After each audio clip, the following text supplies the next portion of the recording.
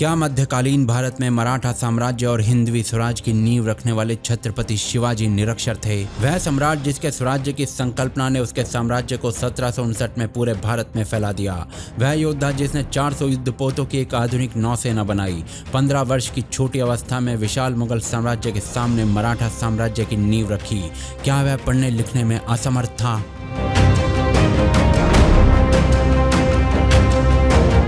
एक प्रसिद्ध समाज सुधारक ज्योतिराव गोविंदराव फुले ने अपनी पुस्तक श्वेतक न्याचा असूर में शिवाजी को अनपढ़ होने का दर्जा दिया और कुछ इतिहासकारों ने इसे पत्थर की लकीर मान लिया है। इतिहासकार जेम्स ग्रांट डफ मराठा इतिहास के बारे में कहते हैं कि मराठा शायद ही कभी लिख और पढ़ सकते थे, क्योंकि वे इसे क्लर्क का व्यवसाय मानते थे और यदि अपमानजनक नहीं तो कम से कम अशोभनीय तो अवश्य ही मानते थे। डफ के अनुसार शिवाजी महाराज अपना नाम कभी नहीं लिख सके, लेकिन वे एक अच्छे धनुर्धर, निशानेबाज और तलवारबाज। डफ यह कहने में सही हो सकते हैं कि साक्षर मराठा जनसाधारण के बीच दुर्लभ थे, परंतु क्या उन्होंने कोई प्रमाण दिया जिससे छत्रपति शिवाजी अनपढ़ प्रमाणित हों? नहीं, केवल कुछ बातें सामने रखी। क्या थी वो बातें? उन्हें जानने से पहले उस समय के समाज और उसकी साक्षरता को जानना चाहिए।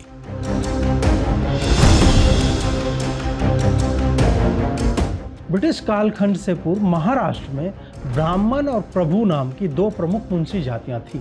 इसके कार्य के लिए उन्हें साक्षर होना अत्यावश्यक था, परंतु जो ब्राह्मण जाति के नहीं थे, क्या उनकी स्थिति अलग थी? छत्रपति शिवाजी के समकालीन खेड़ेबारे के देश पांडव के क्रॉनिकल्स में हमें कुंभी अर्थात किसान जाति के एक सदस्य का संदर्भ मिलता है, जो न केवल पढ़ और लिख सकता था बल्कि एक क्लर्क के रूप में भी कार्यरत था। ये आम लोगों के उदाहरण हैं। गैर ब्राह्मण किंतु समाज के सम्मानित सदस्यों के साक्षर होने के कई उदाहरण मिल सकते हैं।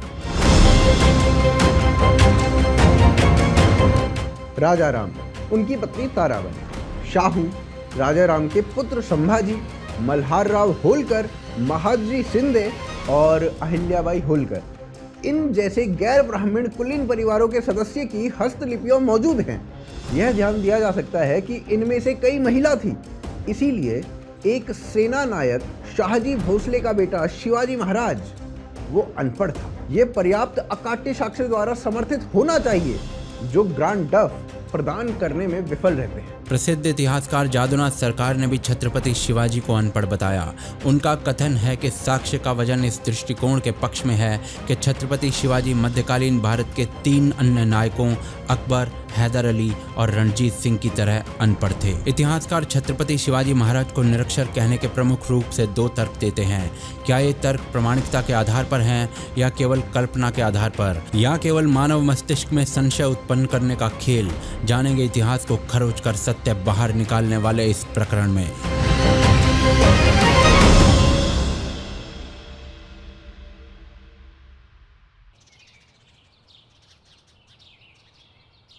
कुछ लोग तलवारों की नोक से इतिहास लिखते हैं और कुछ लोग कलम की स्याही से। तलवारों का इतिहास भूभाग बदलता है और स्याही से लिखा हुआ इतिहास लोगों का मस्तिष्क। छत्रपति शिवाजी महाराज को निरक्षर बताने का पहला तर्क है कि छत्रपति शिवाजी से मिलने आने वाले कई यूरोपीय लोगों ने उन्हें कभी कुछ लिखते हुए नहीं देखा। जब वो उनके सामने कोई याचिका प्रस्तुत करते थे तो छत्रपति शिवाजी हमेशा उसे अपने मंत्रियों को पढ़ने के लिए भेज देते थे, परंतु इन यूरोपीय आगंतुकों ने अपनी पुस्तकों में कहीं भी यह स्पष्ट रूप से नहीं लिखा कि छत्रपति शिवाजी अनपढ़ थे। यूरोपीय आगंतुकों के साथ छत्रपति शिवाजी की मुलाकातों के कम से कम 1 दर्जन से अधिक विवरण उपलब्ध हैं, लेकिन क्या वो व्यापक हैं या उनके साथ केवल कुछ संवाद मात्र हैं? आइए देखते हैं।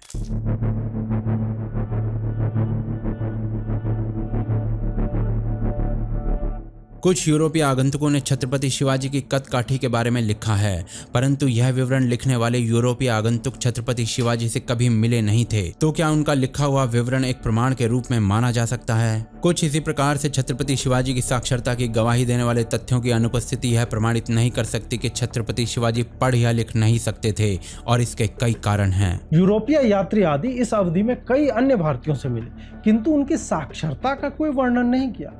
उदाहरण के लिए इटालियन यात्री निकोलो मनुची 2 साल के लिए मिर्जा राजा जयसिंह की सेवा में थे और वो यहाँ तक दावा करते हैं कि वह अक्सर उनके साथ ताश के खेल में शामिल होते थे, लेकिन कहीं भी उन्होंने अपने लेखन में उल्लेख नहीं किया है कि उन्होंने जयसिंह को पढ़ते या लिखते देखा है। अब क्या इस तथ्य की अनुपस्थिति के कारण यह निष्कर्ष निकाल लिया जाए कि जय सिंह निरक्षर थे?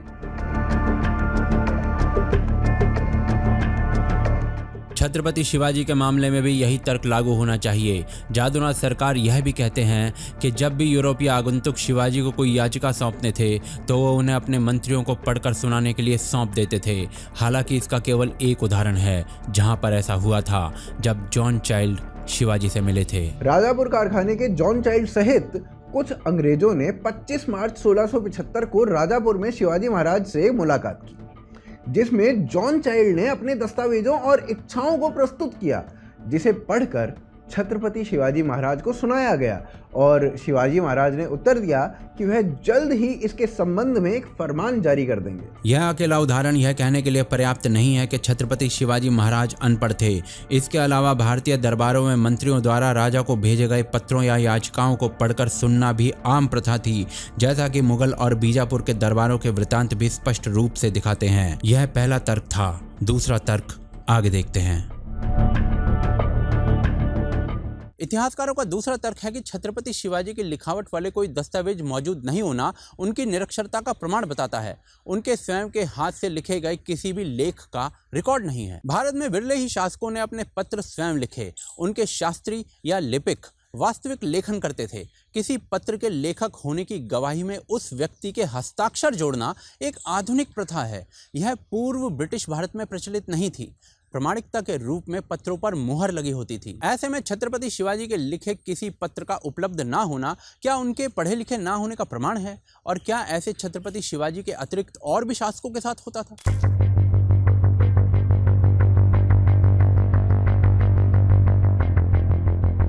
मध्यकालीन भारत में एक शासक का स्वयं पत्र ना लिखना एक आम प्रथा थी। औरंगजेब के द्वारा लिखे गए पत्रों में भी इसी परिपाटी का पालन किया गया था। आलमगीर नामा में उल्लेख किया गया है कि औरंगजेब अपने हाथ से पत्र के ऊपर के हिस्से में कुछ शब्द लिखता था, शायद शिष्टाचार के तौर पर, किंतु यह सिर्फ उच्च पदस्थ अधिकारियों के लिए किया जाता था, निचले स्तर के अधिकारियों के लिए नहीं। जब किसी व्यक्ति की लिखावट के कई नमूने उपलब्ध होते हैं तो उस व्यक्ति के पत्रों की पहचान करना आसान होता है। छत्रपति शिवाजी के द्वारा अपने अधिकारियों के लिए हस्तलिखित पत्र मराठा राजधानी एवं प्रांतीय मुख्यालयों पर दस्तावेज के रूप में संग्रहित किए गए होंगे, किंतु छत्रपति शिवाजी की मृत्यु के पश्चात यह दस्तावेज ज्यादा समय के लिए शेष नहीं बचे।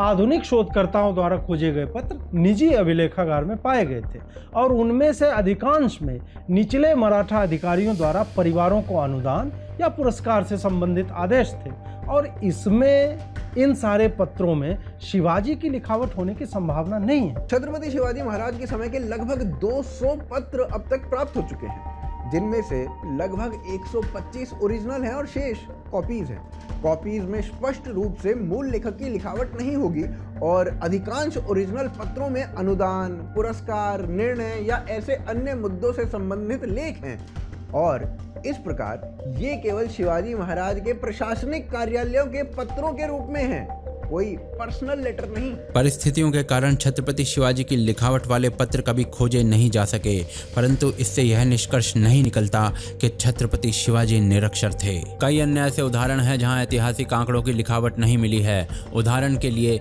बहुत से निजाम शाहों द्वारा जारी किए गए फरमान मौजूद हैं, लेकिन उनकी लिखावट का नमूना उपलब्ध नहीं है। निजाम शाही मंत्री मलिक अंबर के कई पत्र उपलब्ध हैं, लेकिन उनकी लिखावट मौजूद नहीं है।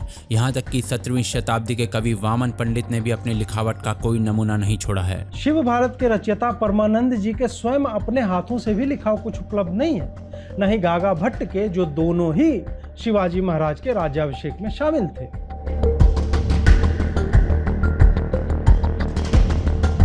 करण कौस्तुभ, जिसे शिवाजी महाराज ने मुद्रित करवाया, इस खगोल विज्ञान के प्रसिद्ध ग्रंथ के रचयिता कृष्ण जोशी, इनके भी हस्तलेख उपलब्ध नहीं है। इसी तरह उस समय के आदिल शाही और कुतुब शाही, उन शासकों के भी हस्तलेख नहीं मिलते हैं। केवल उनके फरमान उपलब्ध हैं। लिखावट के नमूने न मिलने के आधार पर यह कहना गलत है कि ये सभी व्यक्ति निरक्षर थे। इसी आधार पर इतिहासकारों का यह अनुमान कि छत्रपति शिवाजी अनपढ़ थे अतार्किक है। उचित पुष्टि के बिना यह तर्क अयोग्य होगा। परंतु क्या ऐसे प्रमाण मिलते हैं कि छत्रपति शिवाजी साक्षर थे? इसके लिए इतिहास के पन्ने टटोलने होंगे। आइए कुछ प्रमाण देखते हैं।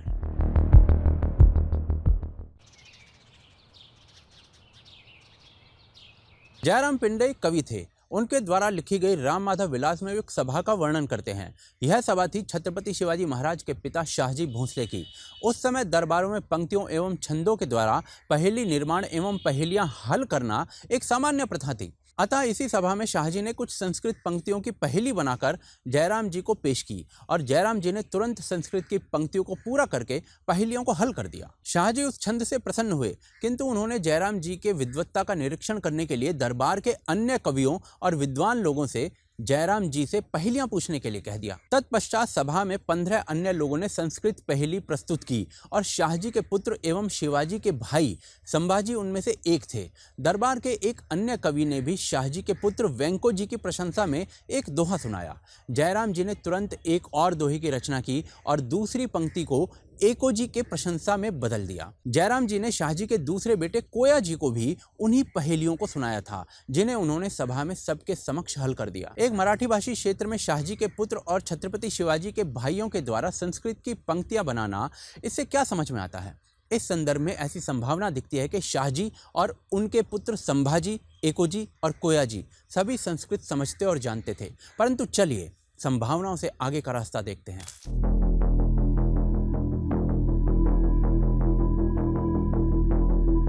फ्रांस के एक व्यापारी जीन ट्रेवनियर के अनुसार उन्होंने राजा जयसिंह और अन्य कुलीन वर्ग के बच्चों को बनारस में एक विद्यालय में संस्कृत पढ़ते देखा था। एक संस्कृत की रचना बुद्ध भूषणम के लेखक होने का श्रेय छत्रपति शिवाजी के पुत्र संभाजी को दिया जाता है। 17वीं शताब्दी में संस्कृत सामान्य संचार की भाषा नहीं थी। जो लोग इसे बोल सकते थे उन्हें पहले इसे सीखना पड़ता था। शाहजी और उनके बेटे कोयाजी, संभाजी और एकोजी संस्कृत पढ़ और लिख सकते थे, और अगर ऐसा है तो केवल 12 साल की उम्र तक अपने पिता के साथ रहने वाले छत्रपति शिवाजी ही शिक्षा से वंचित क्यों रहते?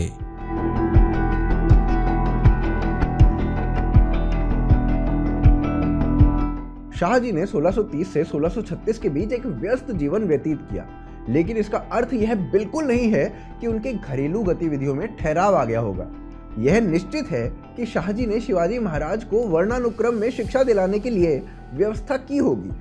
यह स्वीकार किया जाना चाहिए कि बादशाह अकबर ने भी एक शिक्षा प्राप्त की थी। उनके पिता ने उनके लिए व्यक्तिगत शिक्षक नियुक्त किए थे और फिर भी वह अनपढ़ रह गया। लेकिन अकबर का मामला अनोखा था और यह साबित करने के लिए सकारात्मक सबूत उपलब्ध हैं कि वह वास्तव में अनपढ़ था, किंतु शिवाजी महाराज के अनपढ़ कहने के लिए ऐसे सकारात्मक प्रमाण उपलब्ध नहीं है। ऐतिहासिक पृष्ठों की एक अन्य घटना का वर्णन आवश्यक है, जहां 10 जून 1661 को अंग्रेज अधिकारी हेनरी रेविंगटन और कुछ अन्य अंग्रेजों द्वारा लिखा हुआ एक पत्र प्राप्त होता है। जब हेनरी को सोनगढ़ में शिवाजी ने कैद कर लिया तो उसने सूरत परिषद को भेजे गए पत्र में स्पष्ट निर्देश दिए कि समिति शिवाजी को रिहाई के लिए जो भी पत्र भेजेगी वह स्वयं शिवाजी को दिया जाना चाहिए, न कि उनके मंत्रियों को, क्योंकि हेनरी रेविंगटन को संदेह था कि शिवाजी के मंत्री कभी कभी पत्र पढ़ते समय तथ्यों को तोड़ मरोड़ कर पेश करते हैं। वे चाहते थे कि शिवाजी स्वयं वो पत्र पढ़ें।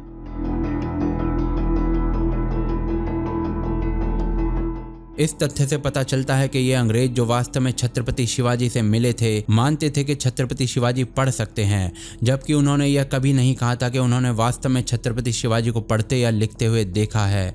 यह पूरी तरह से संभव है कि उन्होंने शिवाजी को ऐसा करते हुए देखा हो। कॉस्मे द गार्डन ने भी वर्णन किया है कि जब शाइस्ता खान का आक्रमण हुआ था तब छत्रपति शिवाजी ने पैदल गुप्त रूप से अपने राज्य का भ्रमण किया। उसने वर्णन किया है कि इस भ्रमण के दौरान छत्रपति शिवाजी अपनी हथेली पर उन सभी महत्वपूर्ण बिंदुओं को लिखते थे जिन्हें वह भूल सकते थे, और इस उद्देश्य से वह हमेशा अपने साथ एक दवात यानी लेखनी रखते थे।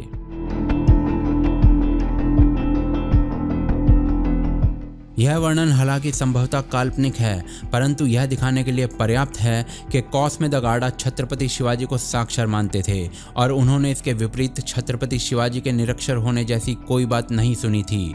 छत्रपति शिवाजी के आगरा से सुरक्षित निकलने के अपने लेख में खाफी खान ने भी ऐसा ही लिखा है। खाफी खान ने वर्णन किया है कि महाराष्ट्र वापस जाते समय शिवाजी महाराज ने थके हुए संभाजी महाराज को इलाहाबाद में एक ब्राह्मण के पास छोड़ दिया और तब तक अपने साथ रखने का आदेश दिया जब तक शिवाजी महाराज का हस्तलिखित पत्र उन्हें ना मिल जाए।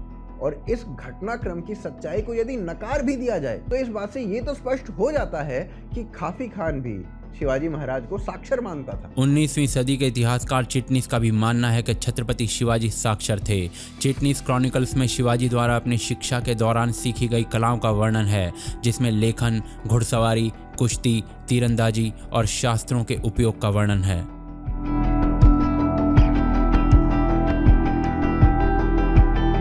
संक्षेप में कहें तो शाहजी, उनके पुत्र संभाजी, एकोजी और कोयाजी संस्कृत जानते थे और यह निष्कर्ष देने के लिए कोई स्रोत नहीं है कि अकेले छत्रपति शिवाजी ने ही शिक्षा प्राप्त नहीं की थी और उनके समकालीन रेविंगटन, कॉस्मे द गार्डा, 18वीं सदी के इतिहासकार खाफी खान और चिटनीस शिवाजी को साक्षर मानते थे। परंतु मानने से आगे क्या कुछ प्रत्यक्ष प्रमाण हैं, वो आगे देखते हैं। छत्रपति शिवाजी की सेना ने 1661 में राजापुर में अंग्रेजी कारखाने को लूट लिया था। अंग्रेजों ने क्षतिपूर्ति हासिल करने के लिए उनसे लंबी बातचीत की। इसके संबंध में एक मेमोरेंडम यानी स्मृति लेख अंग्रेजों की मुंबई कमेटी के कार्यवृत्त में शामिल की गई थी। इस स्मृति लेख के दिनांक 6 अक्टूबर 1673 के प्रासंगिक भाग में उल्लेखित है कि अंग्रेजों ने नारायण सेनवी को अपना दूत बनाकर भेजा था। नारायण सेनवी ने 39,957 सोने के सिक्के एवं 36 जीतल की मांग की। तब छत्रपति शिवाजी ने नारायण सेनवी को एक पुराना रजिस्टर दिखाते हुए बताया कि छापेमारी में एकत्रित धन 4000 सोने के सिक्कों से अधिक नहीं था। 24 सितंबर 1673 को सेनवी छत्रपति शिवाजी के दूत भीमाजी पंडित के साथ मुंबई लौट आए। भीमाजी और अंग्रेज अधिकारी 1 अक्टूबर 1673 को जॉन चाइल्ड के घर पर मिले। वहां पर फिर से इस बात पर चर्चा दर्ज है कि छत्रपति शिवाजी ने रजिस्टर दिखाकर सही आंकड़े प्रस्तुत किए थे। अंग्रेजी कार्यालय में उपस्थित इस मेमोरेंडम से पता चलता है कि जब सेनवी ने छत्रपति शिवाजी से बात की तब छत्रपति शिवाजी ने उसे एक रजिस्टर दिखाया जिसमें लूट का विवरण दर्ज किया गया था। उल्लेखनीय बात यह है कि छत्रपति शिवाजी ने अंग्रेज दूत को वो रजिस्टर स्वयं दिखाया था, जिससे स्पष्ट रूप से ज्ञात होता है कि वह खुद रजिस्टर की एंट्री पढ़ सकते थे। क्या ऐसे और प्रमाण हैं?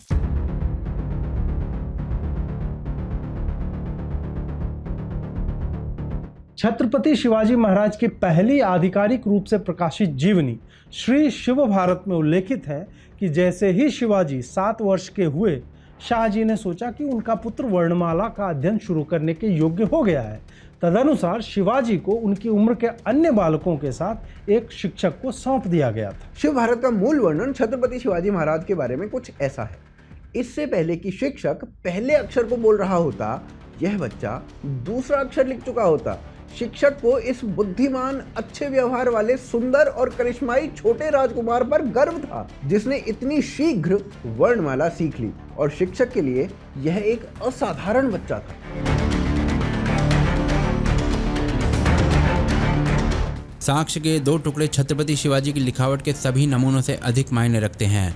इतिहास के मामले में इस तरह के वर्णन ठोस सबूत पेश करते हैं। यह कहना कि कोई विशेष हस्तलिपि किसी विशेष व्यक्ति की है आखिर एक अनुमान है। किसी व्यक्ति को वास्तव में लिखते हुए देखना उसकी साक्षरता का सबसे निर्णायक प्रमाण है। छत्रपति शिवाजी के संदर्भ में सबसे अच्छा साक्ष्य किसी ऐसे व्यक्ति की गवाही का होना है जो छत्रपति शिवाजी को अच्छी तरह से जानता था या उसने उन्हें पढ़ते या लिखते हुए देखने का अवसर प्राप्त किया हो। श्री शिव भारत के रचयिता परमानंद ऐसा ही एक साक्ष्य हैं।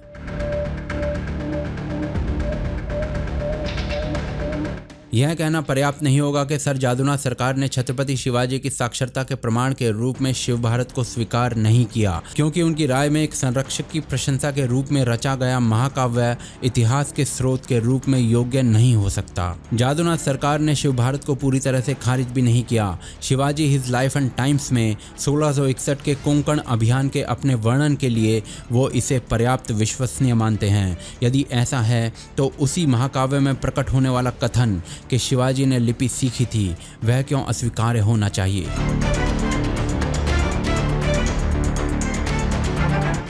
इन सभी प्रमाणों के होते हुए भी कलम से लिखा हुआ इतिहास छत्रपति शिवाजी की शिक्षा पर आधारहीन टिप्पणी करता है। इसमें से ऐसा कुछ भी नहीं जो समझ से बाहर हो, अभूतपूर्व हो, अतार्किक हो, असंभव हो या अलौकिक हो। इन प्रमाणों के उपरांत एक सत्यनिष्ठ शोधकर्ता को कम से कम यह मानना चाहिए कि छत्रपति शिवाजी का अशिक्षित होना, जो कई इतिहासकार बता रहे हैं, वह बेहद विवादास्पद है। निष्कर्ष के रूप में कहा जाए तो जेम्स ग्रांट डफ, सर जादुना सरकार, महात्मा फुले एवं अन्य इतिहासकारों का यह निष्कर्ष कि छत्रपति शिवाजी अनपढ़ थे निराधार है, और यह अनुमान लगाने के लिए पर्याप्त साक्ष्य हैं कि वो अनपढ़ नहीं हो सकते थे, वह पढ़ और लिख सकते थे। आप अपने विचार इस विषय पर कमेंट्स में लिखें। यदि हमारे कार्य को सपोर्ट करना चाहते हैं तो पेट्रियन या यूपीआई के माध्यम से कर सकते हैं। लिंक डिस्क्रिप्शन और पिन कमेंट में है। हर सप्ताह ऐसी शॉर्ट डॉक्यूमेंट्रीज का नोटिफिकेशन प्राप्त करने के लिए चैनल को सब्सक्राइब अवश्य करें और बेल नोटिफिकेशन को अवश्य दबाएं। यदि ये शॉर्ट डॉक्यूमेंट्री अच्छी लगी तो स्क्रीन पर दिख रही हमारी documentary film the silence of Swastika अवश्य देखें। पुनः मिलेंगे एक नए विषय के साथ।